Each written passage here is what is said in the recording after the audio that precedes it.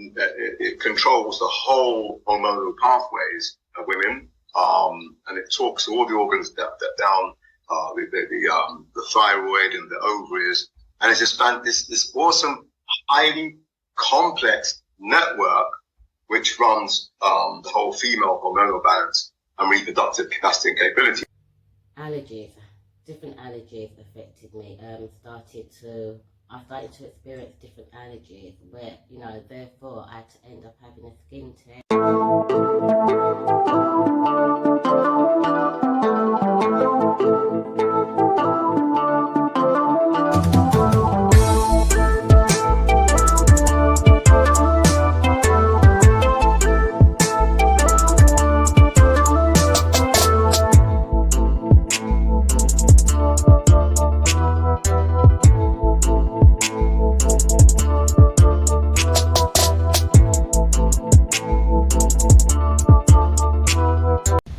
Welcome to the Menobalance, the 4th episode, where we speak about menopause and people share their experiences on the menopause. Let's do this. Hi, my name's Joyce. I've been menopausal for about 10 years now, and my menopause first began 2 days after I had an hysterectomy. Surprisingly, I was shocked, but I decided there was nothing I can do about it apart from embracing it. The symptoms that affected me were hot flushes, hot sweats. After that, I started to sweat in my hair, and then I also experienced skin problems where I developed eczema, dermatitis and skin pigmentation. I also suffered with allergies. Different allergies affected me. I started to experience different allergies where, therefore I had to end up having a skin test, and I also suffered with a lack of vitamin D. My thyroid are borderline, so there's problems with that. And apart from that, I think that's all the symptoms that I've had. I think with the menopause, quite a lot of people's been saying the same thing with the hot flushes, mood swings as well. Did you get any mood swings for you? Actually, I did, and I also started to have panic attacks, and suffered a bit with anxiety, and this is all during the menopause. Yeah. Things that I've never suffered with before, so everything was new to me. And I think I did have the odd mood swings. My temper got the better of me from time to time. Yeah, I got towards the ending of my menopause, I would say the last 3 months of that stage, I got anxiety that I've never had before in my life. Right. The anxiety was so severe that when I would be driving, my grandchildren, I'd be thinking, are we going to crash the car? Wow. My nervousness with driving on the motorway was just extreme, and I've never experienced anxiety before, and that was towards the ending. So it was just amazing to experience that journey now that I've come out of it, and it's joined into one now. So I feel like the menopause for me and the journey has joined, it's merged itself now. Yeah. And I can't say, yes, it's 100% all gone. I still work on my hormonal imbalance, and I'm still making sure that I balance my body and my mind and my spirit at all times. Yeah. So I haven't left it that it's definitely gone now, but I know that the shift is gone and there's a massive change, with regards to feeling much more balanced within self and within life. So that's really, really interesting about that anxiety. a lot of people get the anxiety one as well. Yeah. That's really quite common. I didn't know that I was suffering with anxiety when I went for a checkup, went to the GP, and I actually saw the nurse at my medical practice, and I had a chat with her, and she said to me, "Joyce, you've got anxiety." I was shocked. Yeah. I was so shocked. Yeah. So what would you say to anyone who is starting to go through their menopause and they're at the beginning stages? Is there any advice or anything that you could give anyone? What I would say, and I know it's an individual's choice, but for me, and I would tell anybody this, once you know that you've started the menopause, I think it's imperative you go to your GP and get a thorough checkup. And if you haven't been referred to a gynecologist, it would be good to ask to see a gynecologist, because I was under my gynecologist and I had constant checks for everything. In this section we have a Dr. Durin that deals with natural medicines, and it was a fantastic, deep interview that I had with him. Because the interview was so long, I've narrowed it down into parts. So this week's going to be part 1, where he talks about chemicals and how that causes an effect on us women with regards to our hormones and the menopause. Check it out. Okay, so I'm a doctor of naturopathic, which is natural medicine. Natural medicine has some certain core tenets and principles, which is purification, and removing elements which hinder and harm health. So basic elements of modern lifestyle, pesticides, chemicals, heavy metals. So in natural medicine, we're very concerned with removing elements out of the body that hinder health, but also strengthening and empowering the 5 main elimination organs in the body, which are intestine, liver, lungs, skin, and kidneys. So generally, these systems are not working properly. People bioaccumulate toxins. So that's one of the foundational things of natural medicine. So this, and the second foundation is to help people to stop doing the things which are undermining their health or even destroying their health. And then the third tenet is how do we get nutrients into the body, because everybody's nutrient depleted. How do we get nutrients into the body, and how do we get people to literally understand cause and effect principles as per what they're eating, and there's a price to pay down the road, down the line, for any mistakes in diet and nutrition. So yeah, natural principle. I'm a naturopathic doctor. I've been helping clients for nearly 30 years now, and we work with very cutting edge diagnostics, but very ancient methodologies utilizing plants. And one of my key principles for health is every day endeavor to get as much plant molecules into your body as possible. There you are, in a nutshell. So I guess today's subject is female hormones, and I think it's going to be very interesting. Menopause. It's going to be interesting. I have a lot to say on this matter.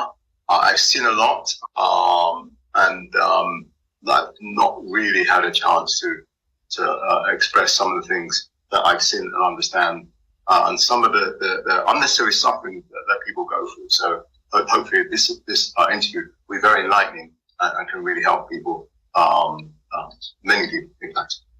Yeah, thank you so much to even coming on board. I know you're very busy. I'm very busy, guys. I'm actually on holiday right now. You can see that.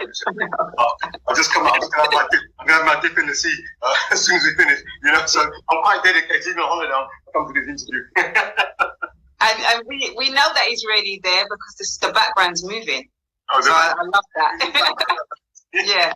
Okay, so I just wanted to add to what you just said there. I've actually gone to see Dr. Durin, and I've had a session done with him to see my scanning inside my body, where it was going, what it needed, and it basically changed my life. The aspects of our bodies, because we have to live in this earthly realm where we take on so much stresses and so much everyday lives as humans, our body tell us things that we don't even realize. So it taps on our door Okay, well, you're going through this right now. Okay, we need a bit of this right now. Okay, we need a bit of that. Oh, we're feeling tired right now. We need energy. Oh, our oxygen's low right now. Our body talks to us. And I always say that's our first doctor. Our first doctor is inside. But if we don't know how to connect or we don't know what's going on, then how can we put it right? And the things that you do gives us the information, gives us the source that we need to say, still up to us, but it gives us that choice to make a difference. And this is what today's interview is going to be about with regards to menopause. It's interesting what you said. You said about the the first doctor. It's interesting. Let me show you two angles there. The word doctor is actually from the Latin word docere, and that word means teacher. So a doctor, in essence, is a teacher.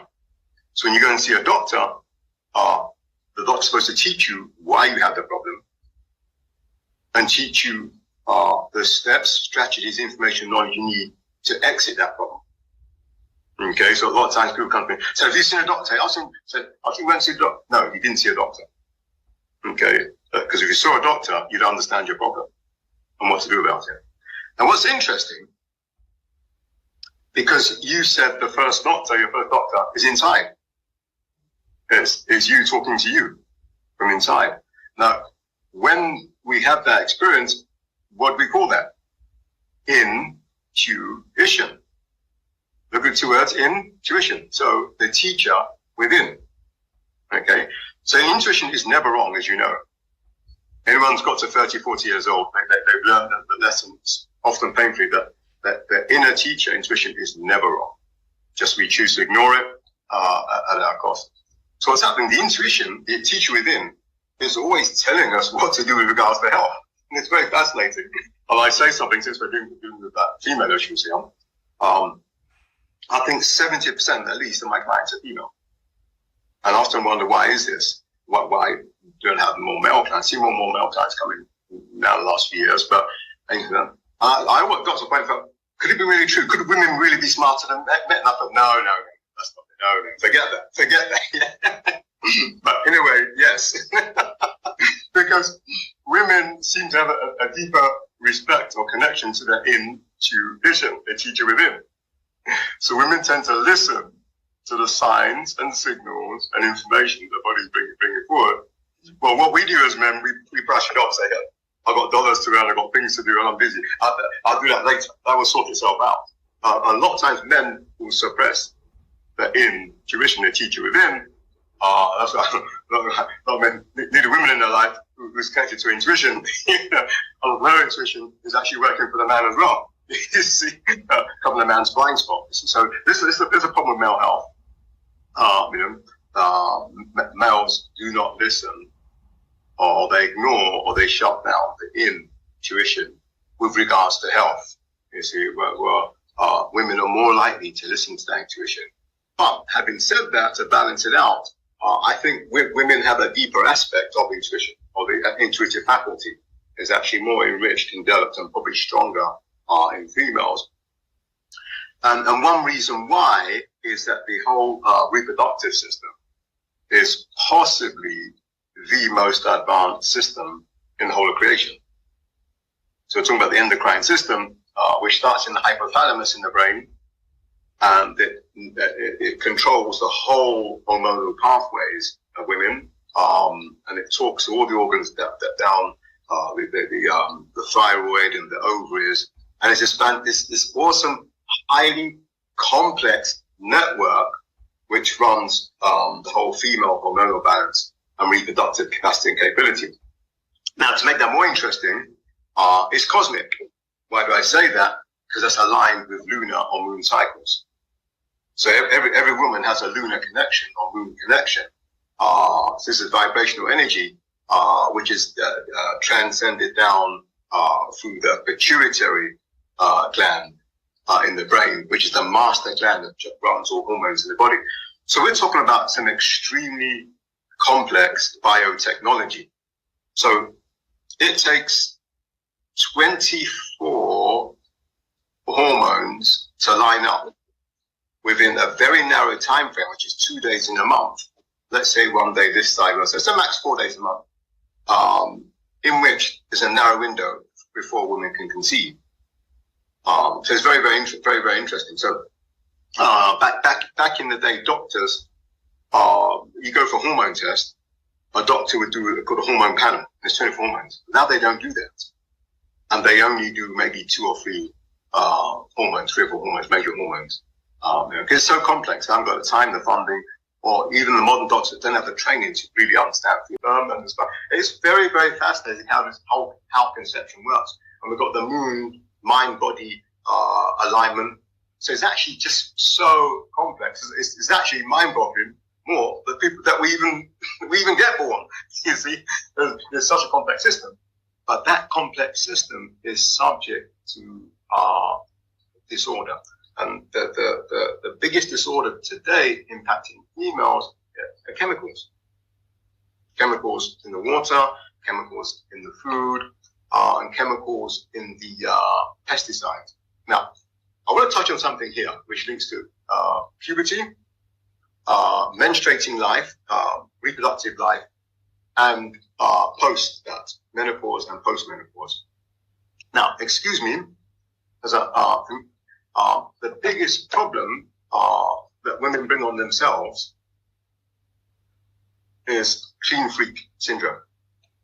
Say that again? Clean freak syndrome. Mm. Yeah. So this is one of the biggest problems that women bring upon themselves.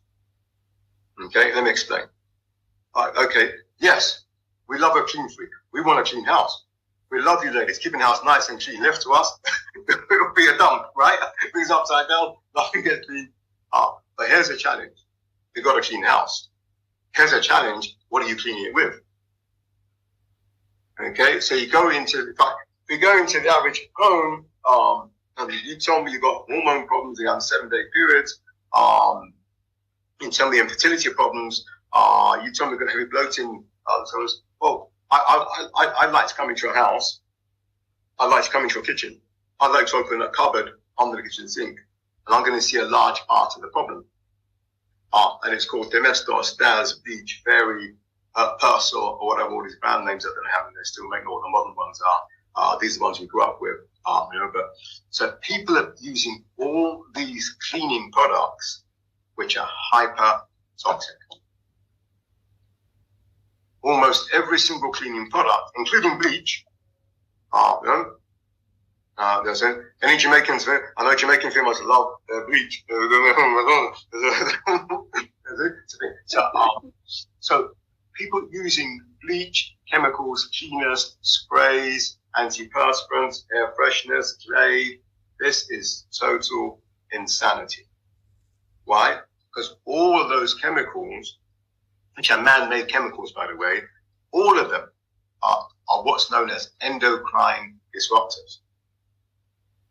So they start to mess up the endocrine signaling pathways in the body, particularly in the pituitary. They can mess up the thyroid as well. They can directly mess up the ovaries.